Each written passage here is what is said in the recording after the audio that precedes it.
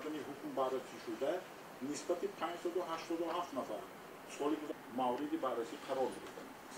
дар ин давра бо ҳукми суд нимсолаи аввали соли 2021 аз ҷониби судҳо парвандаҳои аз рӯи парвандаҳои мавриди баррасӣ қарор гирифта нисбати 102 шахс ҷазои ҷарима ба маблағи 54 000 сомонӣ татбиқ кардааст. инчунин дар давраи ҳисоботӣ парвандаҳои ҳуқуқивайронкунӣ вобаста ба қонуни ҷумҳурии Тоҷикистон дар бораи масъулияти падару модар ва таълиму тарбияи фарзанд 1944 адад парванда ворид гардааст ки назар ба соли қаблӣ 406 адад парванда зиёд мебошад.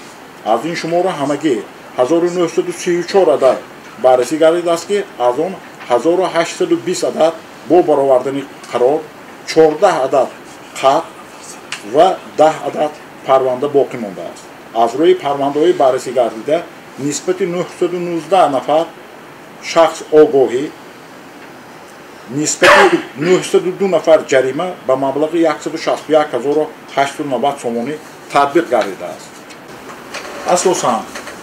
асосан вайрон кардани сару либоси мактабӣ бо телефони мобилӣ ба мактаб равон кардани фарзандошон, зиёда аз 70 соат ғоиб нашудан ба таҳсил برای همین به جوابگیری ماموری کشیده شده است. اونها درجه دارن یا بهترین و خیلی